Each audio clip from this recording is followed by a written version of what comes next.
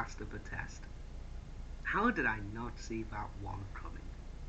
Ladies and gentlemen, welcome to episode 101 of the Classic Wrestling series. Now, as many of you know, I missed a week, and the boss was not happy.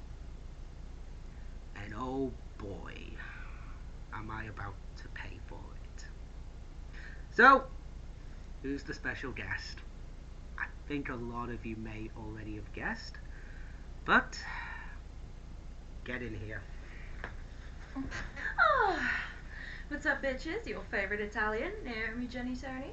Thank you for having me on the show. But it sounds like you didn't really have a choice. No, because amazingly, because we worked together, I missed a week. And that's how I know, I worked him to death. But that's not all. No, it isn't. Funny you should mention that. So, ladies and gentlemen, as we also know, the special guest gets to pick the pay-per-view. Indeed. Now, obviously, this is episode 101, and I think it fits pretty well with Room 101, so I chose something that I think firmly deserves to be in said room. Also, BBC, please don't sing. There is that. Thank you. So I picked this one. Oh, SummerSlam 2005, where it had Hulk Hogan versus Michaels, first time ever, of course. For the only time ever. Yeah, well, let's not forget that one. And if you look at the lineup, oh my god, right, listen to this, right? It's Eugene versus Kurt Angle. Oh, fuck. I know. We've got Orlando Jordan versus Chris Benoit Oh, for yay. the US Championship. And for me, a severely overrated storyline, which was the ladder match for the custody of Dominic between Rey Mysterio and Eddie Guerrero. Oh, it God. was so overrated and so overused. Oh, It's wait a pretty minute. shit. Oh, shit. Hmm? There's another match on there that I completely forgot about. Which is? Matt Hardy versus Edge. Oh, Ah, no. yes, there is. There's also the Undertaker versus Randy Orton. That's, again. I believe that was actually an okay match, and I believe we've also got JBL versus Batista with a no holds barred match, and John Cena versus Jericho for both titles. Oh, Indeed. fucking goody! Indeed. That is all the matches. Yeah, I'm pretty buzzing over the Hulk Hogan versus Shawn Michaels one because it. You've turned out to never be so seen that shit. match, have you? No, I've seen all the others. That's why I think I'm entitled to say that the Rey Mysterio Eddie Guerrero match was shit. But we can go through it today. Maybe I'll think differently. I mean, I did see it about 5-6 years ago. So let's talk about a little bit of history, ladies and gentlemen. Let's go for it. Matt Excuse Hardy. me, I don't smoke, I vape, so Yes. unfortunately that's going to be what I use. So, Matt Hardy, you've smoked on the channel before, you liar, at the Royal Rumble 2020. I don't smoke anymore.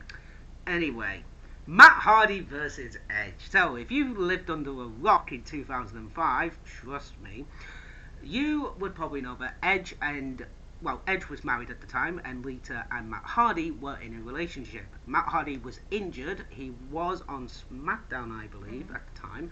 And Yeah, I remember seeing that. and unfortunately, real life happened, and Lita and Edge had a secret affair. Now, I'm going to stress this. There is a video from Matt Hardy's perspectives of what happened that night. I'm not going to link it in the description below because Copyrights and stuff. not only that, but it's also one version of events. Now, they have spoken openly about it since then, and obviously it was a dumb decision on all parties' behalves. Someone always says there's 3 versions to a story. One version, the other version, and then there's the truth in the middle. And I also, think it's important to make that distinction that the Matt Hardy is literally only his version. There might have been contributing factors, etc., that we haven't really taken into consideration. So.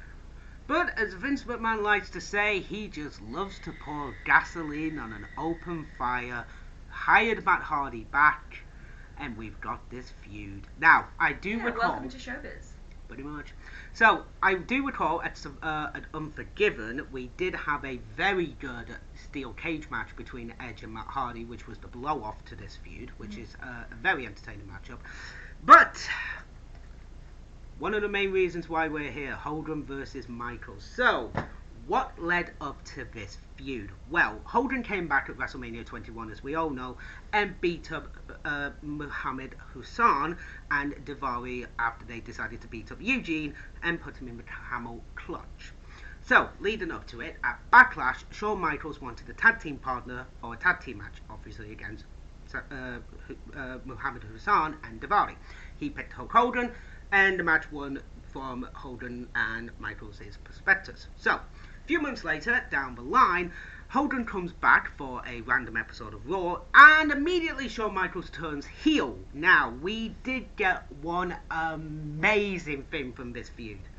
The Montreal promo from Shawn Michaels. It is magnificent. If you have ever seen Shawn Michaels in Montreal promo from this time, it is damn good. He basically pulls the old Bret Hart.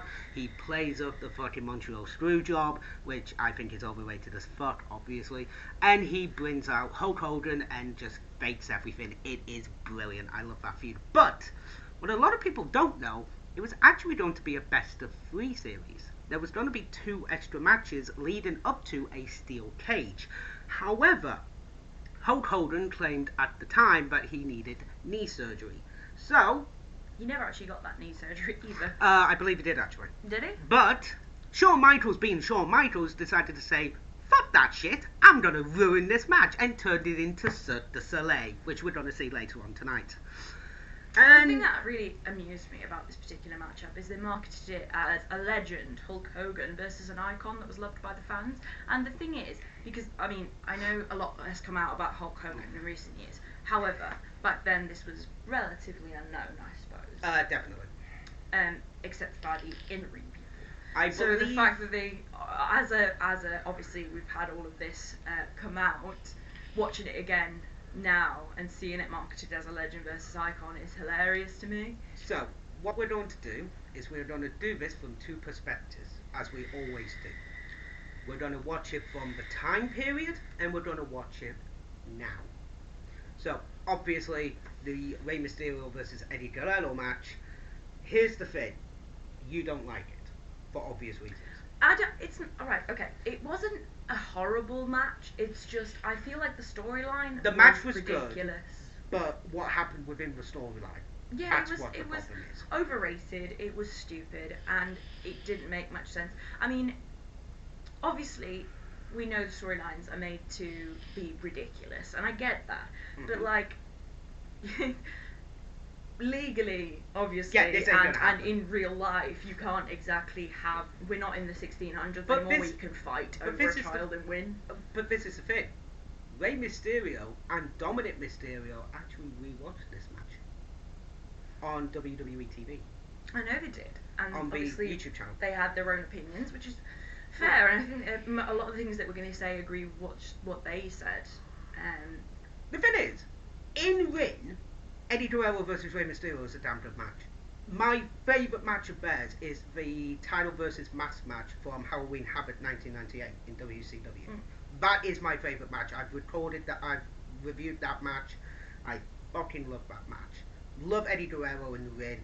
Think he's fucking brilliant. He was amazing. He was amazing. Ray is brilliant in the ring. You know, he's still wrestling in 2021 for fuck's sake. And the thing is, they were excellent friends. They were absolutely excellent friends. And well, Rey Mysterio, Dominic, Eddie Guerrero is Dominic's godfather at the time, you know, and unfortunately he passed away after this pay-per-view, and what they did with Eddie's memory is fucking disgusting. It really irritates me, but not only that, is that what irritates me is the way they reported his death as an overdose, when it was not. It was actually a heart condition. Yes. That ultimately led to his death, and the fact that they continued on with this overdose story, but it was really annoyed. Unfortunately, it was due to years of drug abuse. Yes, it was, but it wasn't the drugs that killed him. He was stone cold sober and had been clean for ages. You know, well, there was evidence about all you have to do is a quick Google search to exactly. But people are willing to just accept it, not fact check, and people today especially don't fact check things like this and just take it as word, which is very upsetting at the same time. But with that being all said, all parties agreed to this. Angie, Rey Mysterio's wife, and Dominic's mother agreed to this storyline. Dominic even agreed to it. So I mean, he was what, 6? 8, Was he 8? 7. He was between. He was young. He was under 10. We know that one. Yeah, so So whether obviously, he agreed or not. he even went into school, and even his teachers thought that Eddie. Even his teachers were like, "Who is your dad? Who is actually your dad? Is it Ray or is it Eddie?" Kind of thing. Like, this is a real storyline, ladies and gentlemen, going into it. So, with that all being said, we've just had the national anthem being sung by Lillian Garcia. Obviously, we are in Washington, D.C., Batista's hometown. And we are going to be kicking things off with, I believe, Chris Benoit versus Orlando Jordan for the United States Championship. Oh, goody! Pretty sure that doesn't last very long. I fucking hope it doesn't. No, this is one of those record ones where it lasts like 20 seconds, isn't it? I think it does. Like, it's like one of the shortest matches in WWE history, like championship matches. But what is that spinning belt? that is John Cena's spinning belt after he won the Fucking belt ridiculous. from JBL at WrestleMania 21. The SmackDown afterwards is when he debuted it. Ridiculous. It's one of those things where it's a shiny new toy for the WWE to market. Stupid. And then So all of a stupid. sudden they just put a fucking... They literally just took the belt, put the logo on it, and now it's been like that for God knows how long, like the past, since the Yeah, well, Rock they won changed the title. colours, and obviously they put the logo of the wrestler that won or whatever. Well, that's currently holding it, should I say. Yeah. So, when was the last time you watched this pay-per-view? Like I said, like 6, 7 years ago, it's been ages. Fair enough. Like, I went through a phase where, when I was really, really young, my dad used to love watching wrestling. He used to watch it when it was the old, I can't remember what it's called. WWF. No, before that. Oh, WWF? No, WCW? Oh, WCW, yeah. Yeah. Well, there's World Class Championship Wrestling, which then turned into WCW, and there's WWF, which turned into WWE. Yeah, Over a lawsuit I mean, from it the was- Panda Company. Because amazingly, WWF, the World Wrestling Federation, had been around since like the 1950s. World Wildlife 60s. Federation. Yeah. So then, when the World Wildlife Federation came around, they sued the WWF for being that. So for the longest time, for a little bit of time, they had the WWFE, and then they changed it to the WWE, which we now know as today. So amazingly, a pair of pandas managed to stop the WWF being called the WWF, which is nuts. I think I've explained that before. Yeah, But well.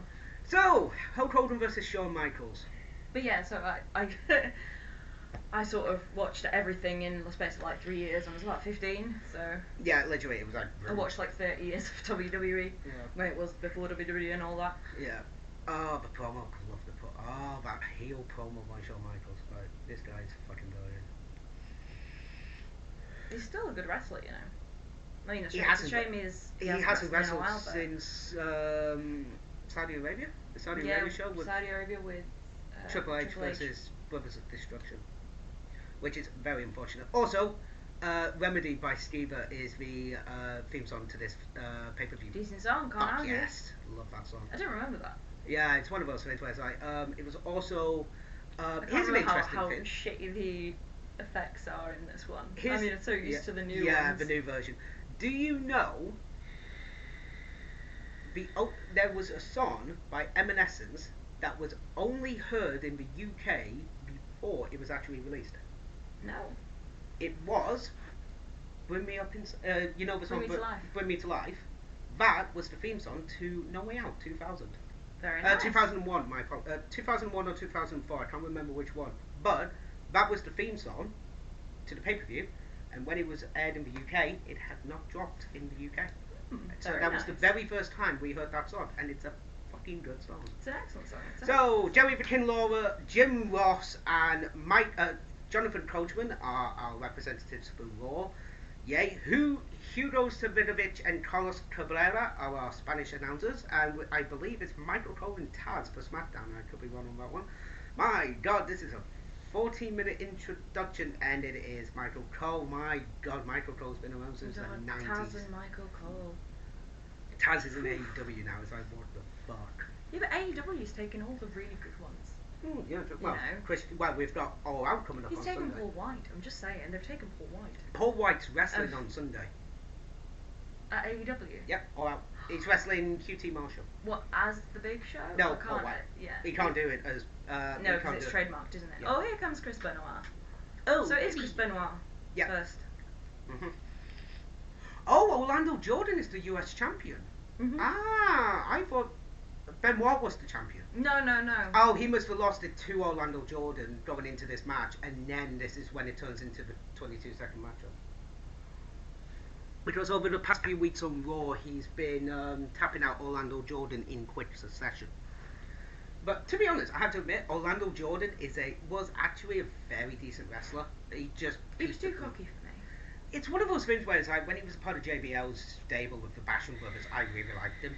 Also, they had a porn star as a manager. Good. So, you know, I can't remember her name. Not Amy Damas, that's Lita. They had a style advisor or somebody, I can't remember. He looks like he went through a window.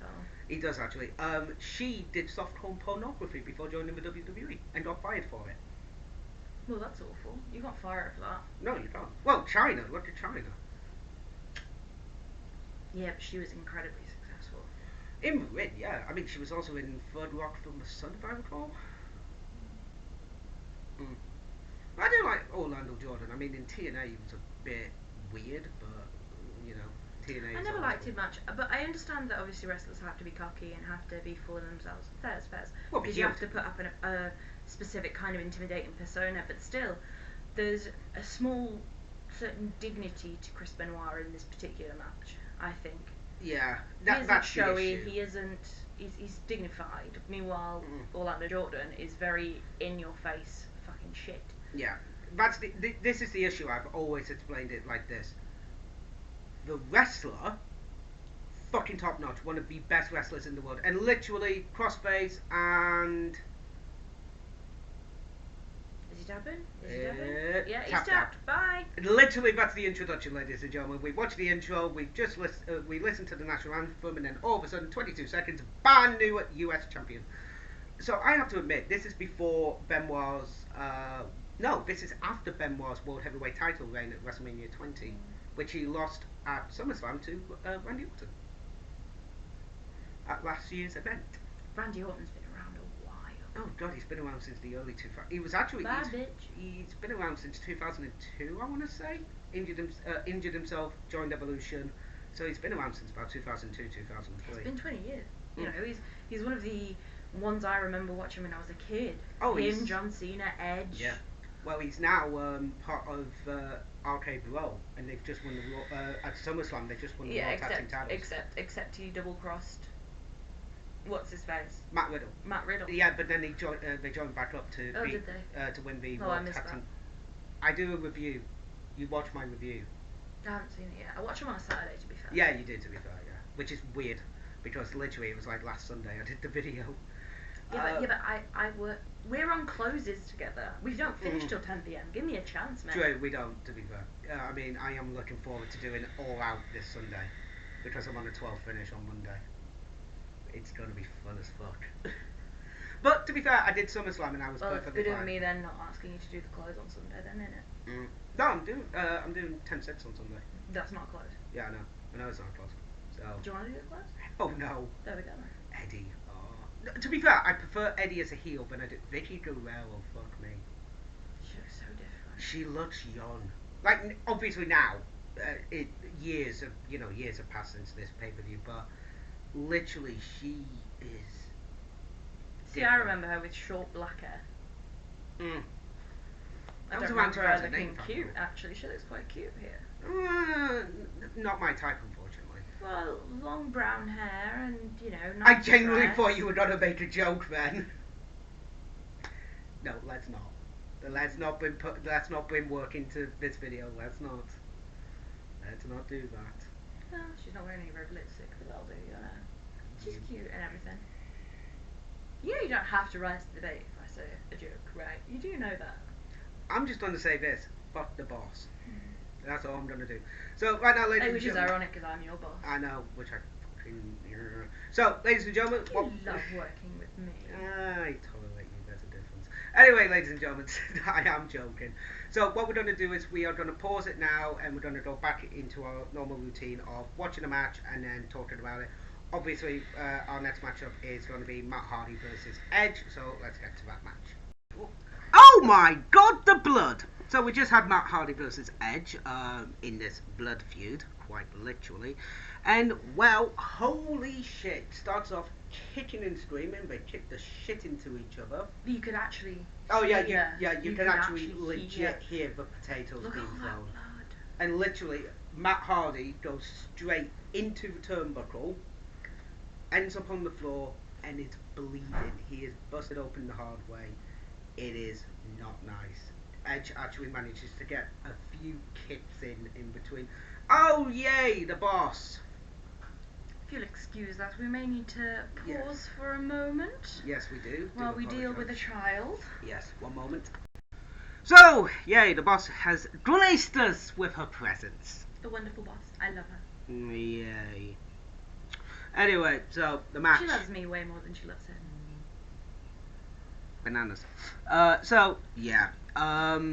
This isn't even a match. Edge just legitimately just kicks Edge repeatedly in the face. Edge doesn't kick. Edge kicks Matt Hardy in the face repeatedly. The ref basically just calls for the bell. Matt just cannot continue in this matchup. He's bleeding. He is profusely. Yeah, he has got the old crimson mask. I remember as well on Raw that they had a last man standing match on Raw, and they could not stop. They're like, they literally do not answer the count of 10. It is disgusting. This is basically just Vince turning around and going, I'm going to pour gasoline on this already burning inferno, let's see what happens, and everything just turns to shit. And this is quite possibly one of, if not the worst decisions that Vince McMahon has ever made. I mean, there's a lot of situations, to apologise guys, but this is just awful. It is absolutely disgusting, and this should never have been put on a pay-per-view, legit. The feud would end, again, as I said in the intro, at Unforgiven in the steel cage match. And now we have Rey Mysterio versus Eddie Guerrero in a ladder match for the custody of a child. So, as I said in the intro, which is ridiculous. Which is stupid. But in the intro, ladies and gentlemen, I explained, but at WrestleMania 21, Eddie and Rey decided to have a one-on-one match. They were the tag team champions going into it. May we pause for a moment while we wait for the next match? Yes, so, we will do that, and then I will explain it as the entrances are happening. Double sugar then. She may be Italian, but she's a fucking idiot sometimes. I fucked up. I made myself a cup of tea. See this cup of tea, but it is diabetes in a cup. I may have overshot the sugar a little bit. Diabetes. So, ladies and gentlemen, as I was saying, I don't even think I can drink it. So, as I was saying in the intro, ladies and gentlemen, so Eddie Guerrero and Rey Mysterio at WrestleMania 21 had their match. They were the tag team champions going into it, and it was actually a really good match. I remember recording that video. So, at Great American Bash, before then, Eddie had turned heel, and to be honest, this is some of his best work in WWE, I think. You know, he's a brilliant face, but as a heel, he's fucking brilliant. True, but he always had the face of a heel, you know, it didn't quite fit the baby face. He's kind of like the Deadpool, in a way. Yeah, an anti-hero rather than a heel. So, by this point, Eddie Guerrero said he had a secret, and if Rey beat him at the Great American Bash, he wouldn't reveal the secret. But of course, Eddie lies, Eddie cheats, and Eddie steals, and announces that Dominic is not Rey's son, it is in fact his son. So, at the end of it, he delivers official adoption papers to say that Rey has to turn over Dominic to Eddie. So Eddie Rey basically says, well, why don't we just put the adoption papers in a briefcase and hand it above the ring in a ladder match? So this is where it gets very, very uncomfortable, and even the boss is looking at me thinking, what the fuck has he just said? Is that even a real sentence? It's ridiculous, to be honest. But at the same time, this is the blow off to the feud. They've had singles matches. This is the blow off. could have been done a bit better. Yes, obviously, it could have been done a lot better. They could have picked a different storyline. Of course. But in a ladder match, something has to be on the line. They're not going to put Rey's mask on the line, obviously, even though he was unmasked in WCW. They can't do that. With the Mexican heritage of Lucha Libre. I'm sorry, we've got the boss just going. She's basically doing the Vince McMahon strut but pretending it's Eddie Guerrero. It's bloody brilliant. But again, Mexican heritage, Lucha Libre, you lose your mask, you lose it forever. The only person I can think of who's actually managed to not pull that off is in fact Rey Mysterio, because again, he was unmasked in WCW, but in WWE he is masked. So that's the only person I can really think of who has actually been able to transcribe and change that rule to a degree. Well, it's not a rule as such, it was a respect thing. So luchadores were meant to be masked, so firstly mask identity, and also because it brought a certain amount of respect. Okay, and when you're unmasked, you lose that respect, because now you know exactly who you are. They know exactly who you are. That's the Mexican thing, though. Yes, Lucha Libre. The boss, the best, and gentlemen. yes, the boss has been on the channel before, and the best thing, ladies and gentlemen, is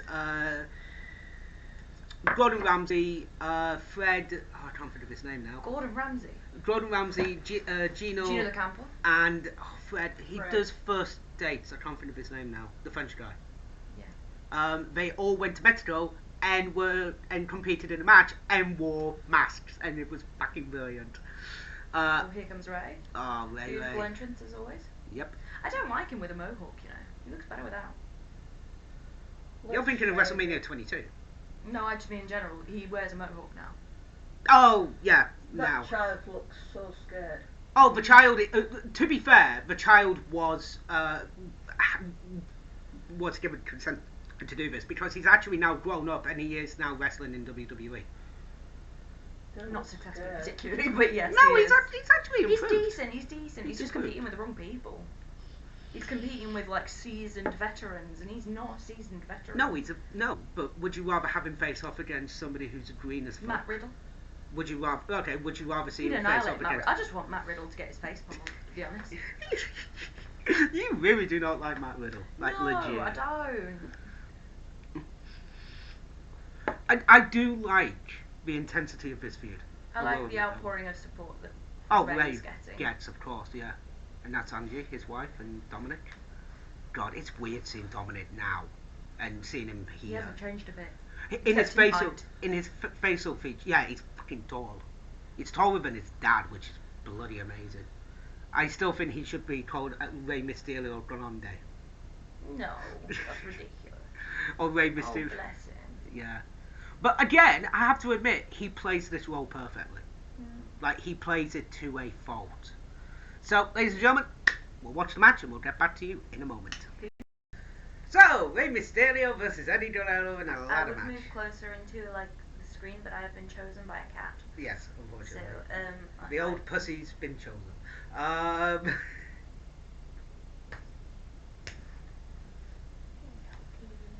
Legit, we have Loki's here, making a rare appearance on the channel. So, I would show you, but also can't move because cat. yes. So, Rey Mysterio versus Eddie Guerrero. What did you think?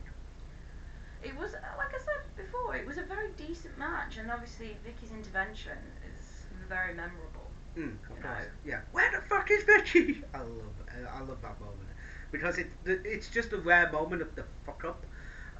But again, it's not the best ladder match. There is a lot of sloppy moments in this There match. are, yes.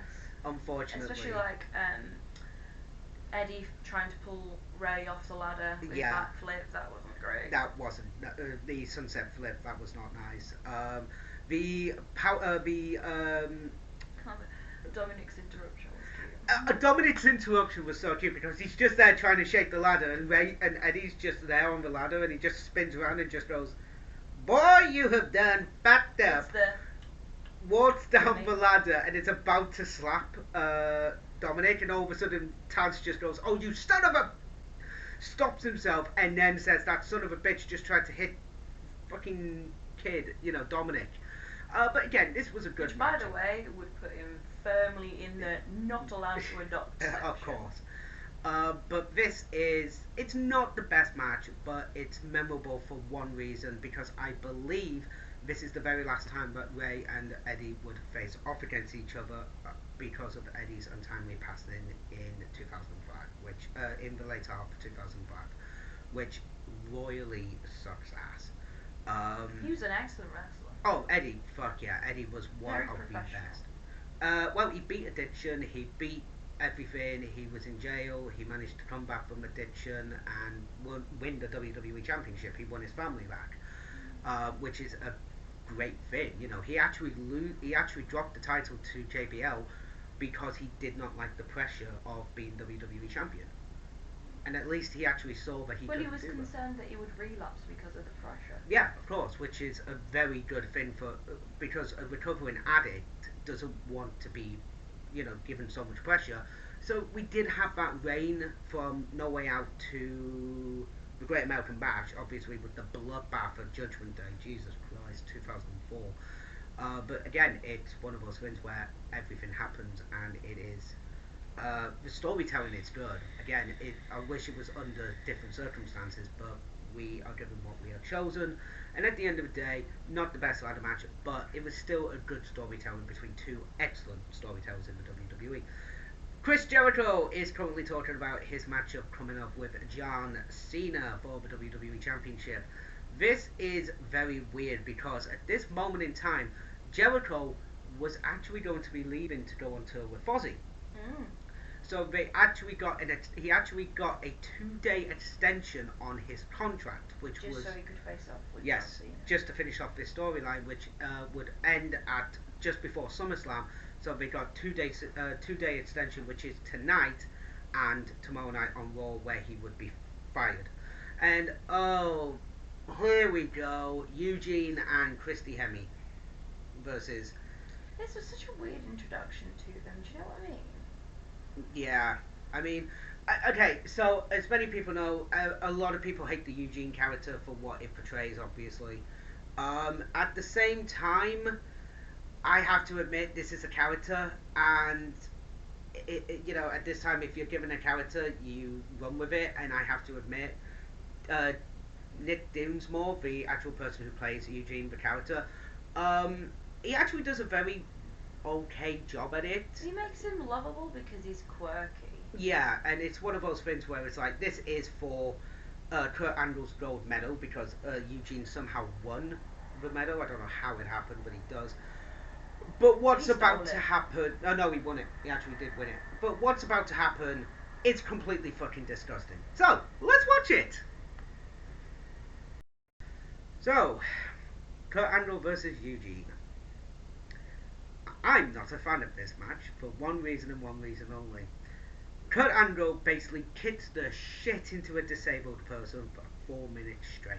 There is some offense from Eugene, but it's nothing. Angle just either is pissed off, doesn't care, or really does not want to be in this match, because it is quite sickening to a degree. Even I had to walk away and just take a breather for 2 minutes because of just the way this angle was set up. I feel bad for Eugene because he gets to play the character. It's the character, not the person involved. Nick Dinsmore is actually a really cool person at the end of the day, but this is just the character, and people just do not like the character, and that's the only problem. Especially when Angle's just beating on him. I wouldn't even. Basically, that's all he is. He's being a fucking cunt. And now he is recreating his ceremony from the 1996 Olympics, because obviously he won the gold medal with a broken freaking neck. Jeez, we didn't know that. Yeah, like it's not like he's mentioned it a thousand times. Yeah. But again, the fans actually turn on Eugene, and they actually really like it when Angle's kicking the crap out of him. Thank God, again, it's 4 minutes. Angle wins with the ankle lock. But yeah, at the end of the day, not a fan of this. It's a massive dud for me. Yeah, it's not the greatest match. No, it isn't. Hopefully, I believe after this match, there's not really any other sickening matches or anything disturbing. It's basically just the ending of a feud. I mean, we do have Undertaker versus Randy Orton, which happened at Mania 21. This is the rematch. Cannot wait for that match. Yeah, I'm pretty excited already. Yeah. Also, Cowboy Bob Orton is a dick. Well, we knew that. Yeah, but at the December pay-per-view, Armageddon, in a Hell in a Cell match, Cowboy Bob Orton had hepatitis C. Did he mention it? Nope. Of course he didn't. And he bled. Guess who also bled? The Undertaker. And the Undertaker was not happy and kicked the living shit out of Cowboy Bob What Orton. the fuck is happening now? Oh, I completely... Oh, 2005, ladies and gentlemen, bikini, and the divas are just washing the car with their asses and washing their tits. WWE for you in 2005, because they didn't know how to fucking book the women. Nice job, Vince! No, they wanted to book slots, that's what they wanted to book. Pretty much. This is basically just a rip-off. Oh god, 2005. Who would be the president in 2005? Clinton? Bill Clinton? Yeah? Oh no, it's Vince McMahon. What's he doing in a presidential car? Watching his divas wash his car in bikinis. Just fucking cringy. McMahon, oh my god. Was this when he ran for president? Vince McMahon never did, if I recall. Yeah, but believe he had a bit of a stint where he said he was going to run for president or Congress or something. He failed. Yeah, Linda McMahon did manage to make Congress in the Trump administration. Yeah, but that's not exactly impressive. She probably paid. She managed to. Well, why do you think WWE was still able to run the shows in? Then with COVID? Yeah, because she gave, I believe. I've stressed this before on the channel. I believe. Oh yes, Undertaker versus Randy Orton is happening now. There was a donation to the Florida committee to keep WWE as a essential business. Except it isn't. Of course it's not, it's wrestling. So yeah, that's how they were able to run shows in the COVID era. Yep. Because of the Sarah. Oh, Undertaker still has the Sarah tattoo. Oh, this is the dead man Undertaker. Oh, I love this. So, ladies and gentlemen, going into this match, Randy Orton versus Undertaker happened at WrestleMania 21, the official beginning of the streak, which would become a legendary thing for WrestleMania. And this is the return bout, and as I said earlier, there would be a third match inside Hell in a Cell at Armageddon 2005. So, I believe this is when, well, we'll get to the ending, ladies and gentlemen, of this match, but let's watch Orton versus Taker. Ladies and gentlemen, so here we are right now. We are going to have a bit of a mini game whilst we're watching Undertaker versus Randy Orton. So, Naomi, I have got the official star ratings for SummerSlam 2005, presented by Dave Meltzer of the Wrestling Observer Live. I am going to give you the match, and you will guess what the star ratings are. Now, I will be fair. Out of how many? So it's out of 5, but there are quarter, half, and 3/4. Oh god. So to make it a bit fairer. So I will just check. Facts are giving me Sorry. So we'll go up until Kurt Angle versus Eugene, and we'll do it afterwards. So there is no duds on this show, which means 0 stars. So there was no 0-star ratings. I bet someone's scored pretty fucking low. Yeah. Okay. So let's do this. Okay. Chris Benoit, Orlando Jordan, US title match. Oh, like a half star. Holy shit, ladies and gentlemen, that is close. 0.25. I was close. You were close. Matt Hardy versus Edge. Also 0.5. Or maybe a 1. Maybe a 1. What's your official pick? 1. You are out by 1 star. It was a 2-star rating. Oof, can't believe that. Rey Mysterio versus Eddie Guerrero. That was a decent match, you know. Except for the storyline. Still think it's shit. Yep.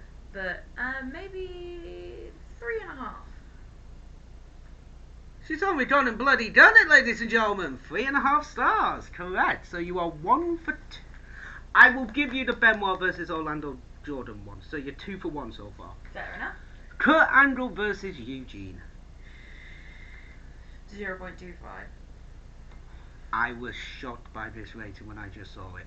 2 stars. Not a fucking chance. I swear to... 1 minute. Kurt Angle versus Eugene, 2 stars. Nah. Genuinely. Nah. So when we get to the I end... refuse that one. Yeah, that is not a 2-star match, ladies and gentlemen. I'm pretty sure he would not give that match a 2-star rating now. What was he on? He doesn't do any judge or anything like that. Are you sure? 'Cause Yeah, clean. if you watched the same match we just watched, Yeah. he's definitely. But in 2000, again, this was when Loki. it was. This was when it was aired. So this is the actual the night after the pay-per-view happened. This is when he does his star ratings. So he's I don't think he's on anything. Like, he is a heavy. He's a bodybuilder, if I recall. So he must be on something. Well, no, I think he's pure. I think. I'll have to double check. But ladies and gentlemen, we will get back to Randy Orton versus Undertaker. They said Macho Man then for some stupid reason, and we will play the star rating game at the end of the show. Alright, so ladies and gentlemen, I do apologise about this, but we are both absolutely fucking tired. So we're gonna have to make this a 2-parter. Yay! I know people don't like that, but Room 101, as they say. So, ladies and gentlemen, we are going to call it quits for tonight. I do apologise about making this a 2-parter for the episode 101, but I will upload this tonight, and then sometime down the road, tomorrow maybe, or we will record part 2. We'll record part 2, and we will be ready.